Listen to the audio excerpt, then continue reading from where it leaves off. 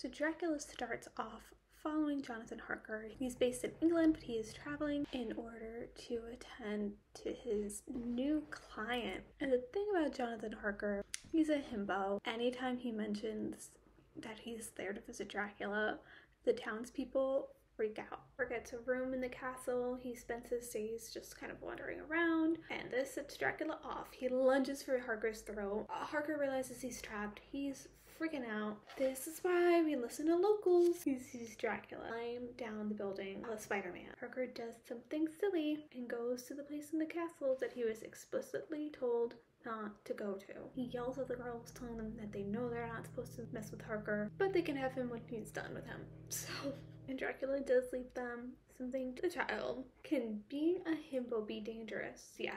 Hello world, welcome back to my channel and my Dracula vlog. It is part 2, and today I will be discussing chapters 4, 5, and 6. I just did a little previously on. Just a quick recap. We ended the last video with our protagonist, Jonathan Harker, having a rough time in Dracula's castle. So let's see what's in store for him today. So after the terrifying experience that Harker has in that room that he wasn't supposed to be in the middle of the night, Harker wakes up back in his room, and it's almost as if everything that happened the night before had been a horrible nightmare. He then goes back to the room in which it all happened and realizes that it's been jammed shut, and that confirms that it was not in fact a dream. It all happened. Ugh. One thing that kind of bothers me about Harker is he is very passive even now after all this has happened. I know all the doors were locked, but I would be doing whatever I could, getting like bed sheets, seeing if I could like climb down, like set things on fire. You want to keep me in here? Like we're all going down? I don't know. Like I would just be desperate to do something. No one has been bothering you during the day. Trying to get a weapon, trying to make a weapon out of whatever I could. Like it would be go time. I don't know if he's just so scared that he's almost frozen in fear, but he's also been pretty passive all the way up to this point, so who knows. Things get even creepier when later on that night, Dracula makes Harker write letters to people on the outside. He makes him write 3 letters. One is, I'm leaving soon. The second is, I'm leaving tomorrow. And then the third is, oh, I'm already on my way home. And obviously he's writing them while still in the castle. At this point, Dracula's like, I'm not even gonna pretend to be like, not scary.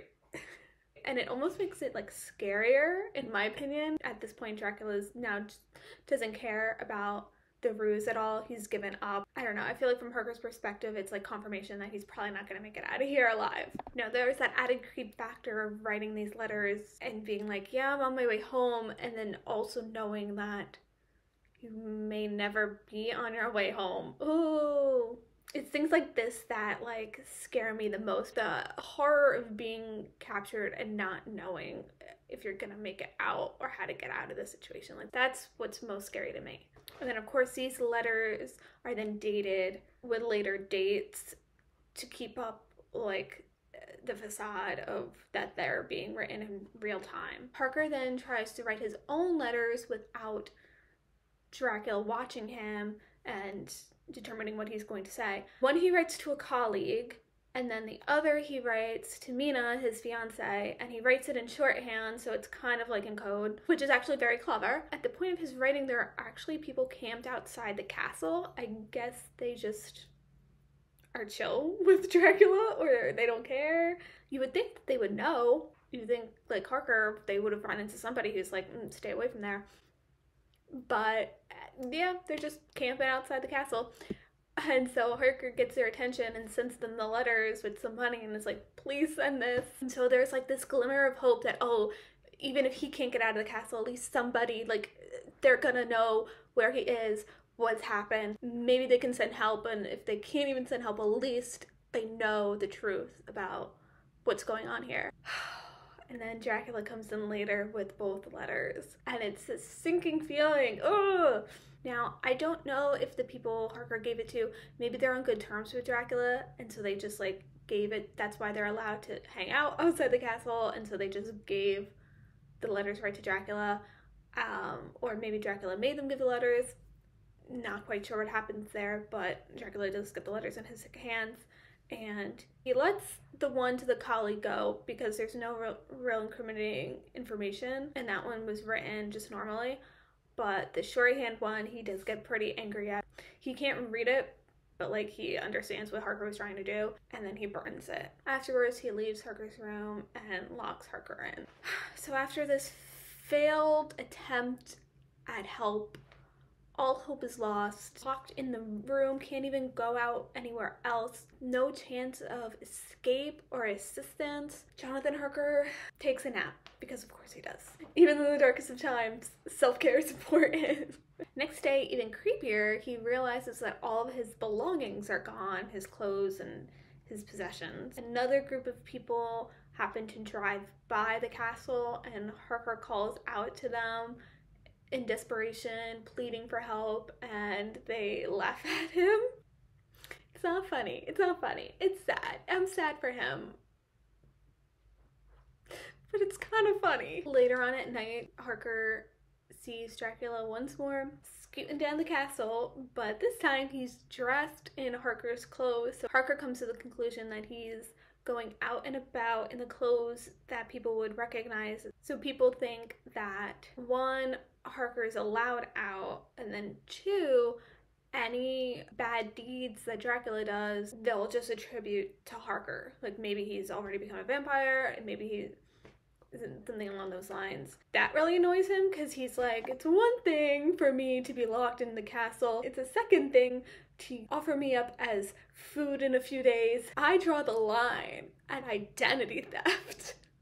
Like, this pisses him off. On this particular night, he's able to roam the castle. He's been let out of his room, and so he's watching from another window, and then the moonlight starts to do some weird stuff, and then it starts to take the form of the three ladies again. Harker runs screaming down the hall because he ain't messing with that again. Back in his room, he hears crying coming from the courtyard. It's a woman crying for her child. Harker puts two and two together and realizes that it's the mother of the child from the previous chapter. Dracula comes to the window and winds up sicking the wolves on her, and Harker thinks that it's for the best after losing her child. Just another one of those gruesome moments. So then the next day, Harker finally realizes, no, this guy's never around in the daytime. And you're probably thinking, but Emerald, he's been trapped in this castle over a month. I know. He's walked around plenty of times in the daytime, presumably has eaten in the dining room, gone into several rooms, and has never, in these 8 weeks, has seen the Count in the daytime. I know. He's also made comments that it's like he's the only person around in the daytime. I know. My friends, he's finally gotten there. And he decides to do some investigating. Imagine what could have happened.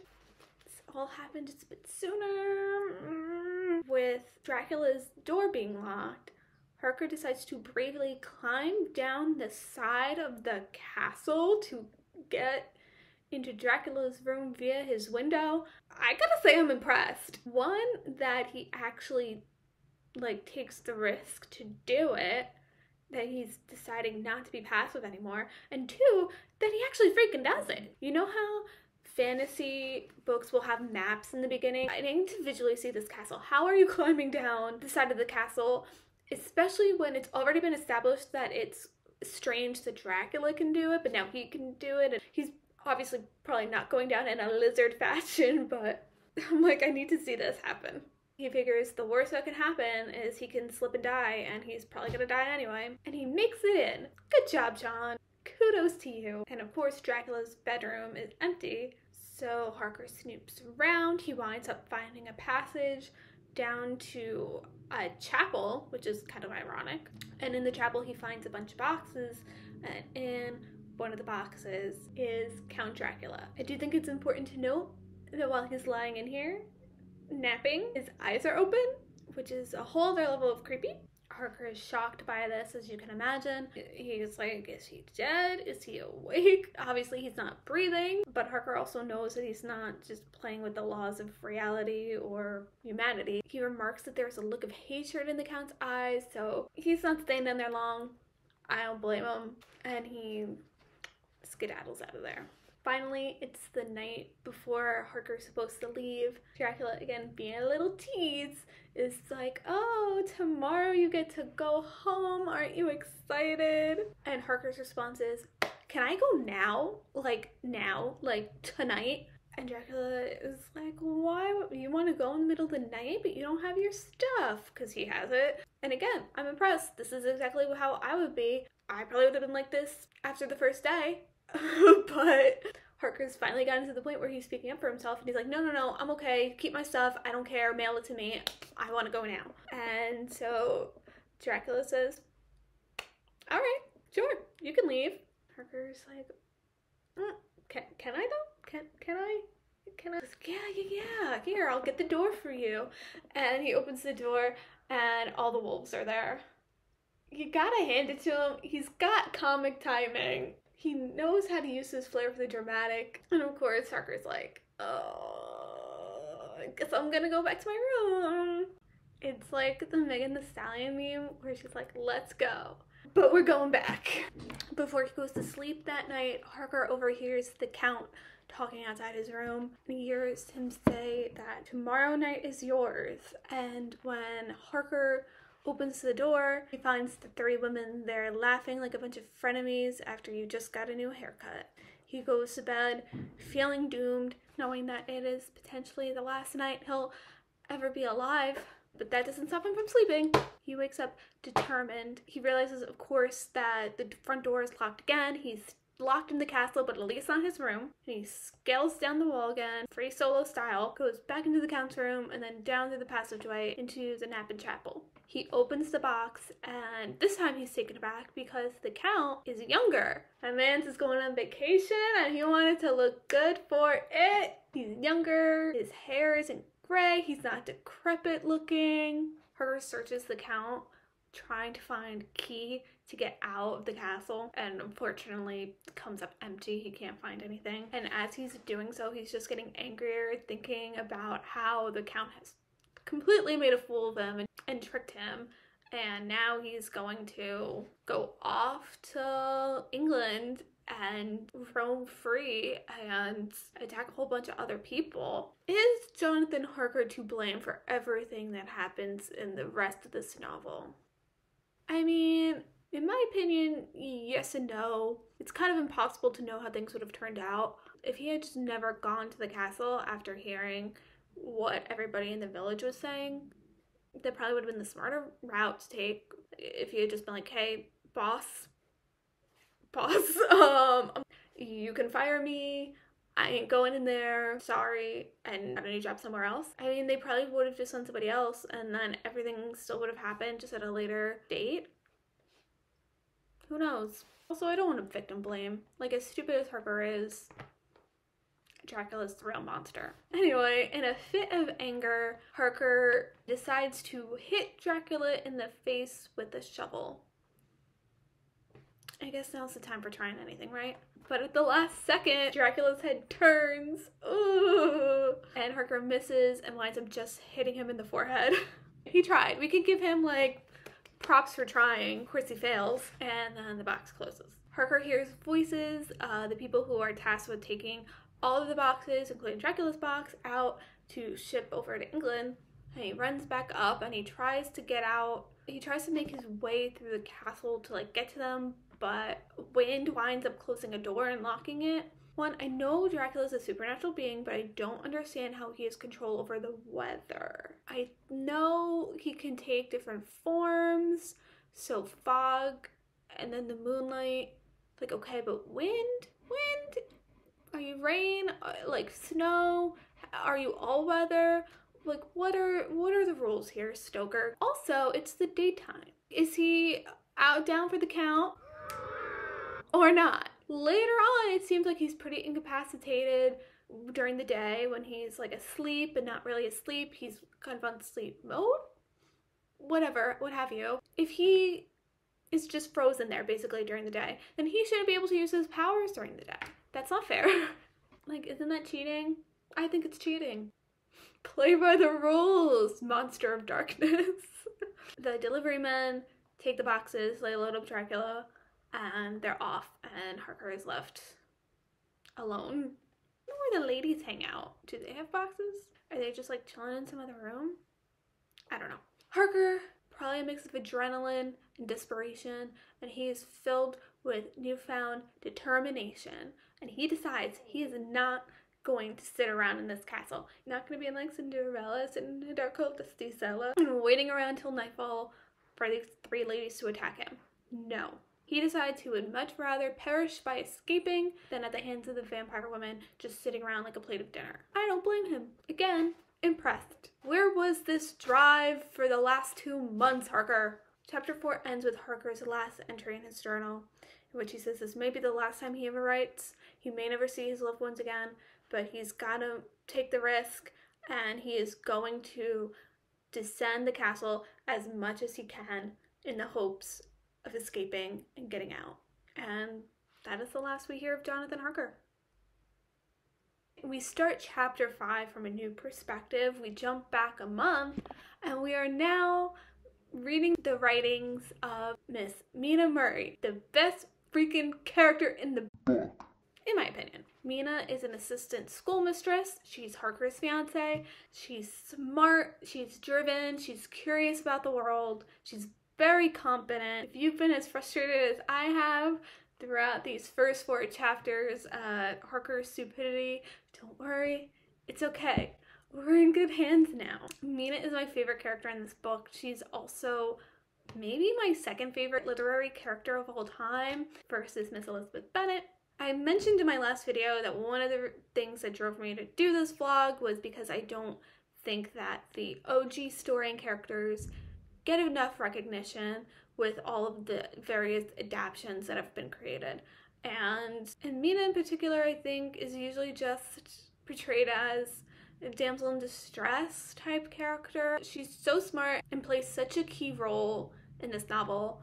So I'm really excited to get more into that, and that'll all come later. I don't want to spoil anything for anyone who hasn't read it. So Mina is writing a letter to her bestie, Lucy. Lucy's very romantic and sensitive and kind. The girls are very close, they're confidants, they can talk to each other about anything.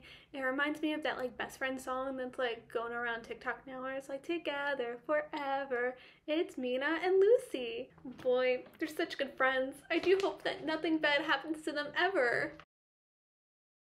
Lucy writes back to Mina telling her about her new beau that's been courting her, whatever they did back then, and that she's in love.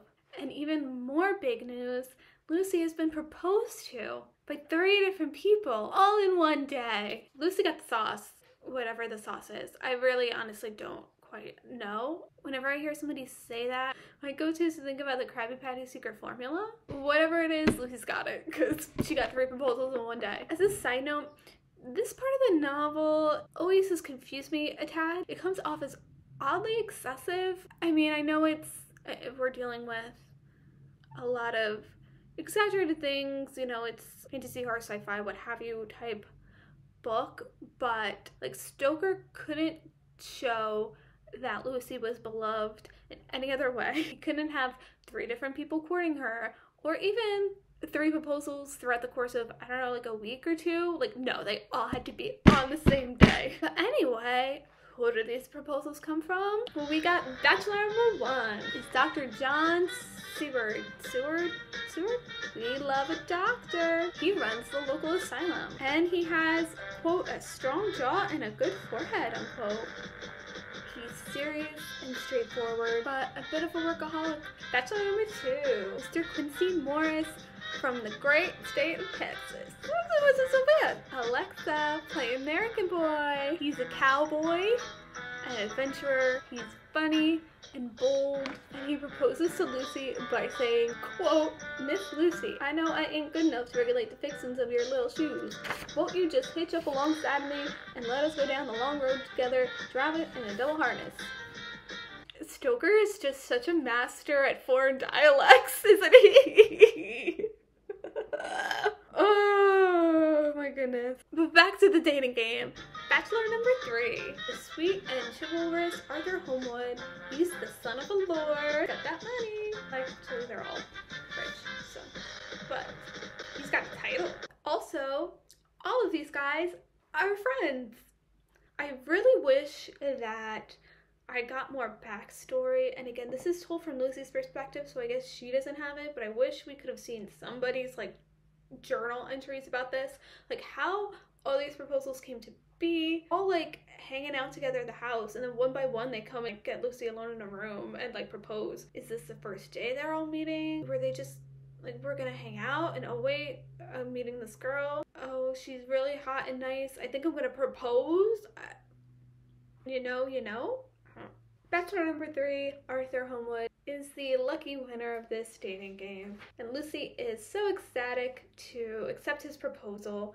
He was the one that she was writing to Mina about being in love with, so love to see it. To their credit, Dr. Seward and Quincy take the rejection very well. They wholly support their bro, Arthur, and Lucy being together. Both still care about Lucy. They want what's best for the both of them, and they respect that she's in love with somebody else. Kudos all around to these guys. We then jump to Seward's diary recordings. He's decided that he's gonna just dive in and focus on work, and that happens to be monitoring one patient in particular, Renfield. And that brings us to the end of chapter 5.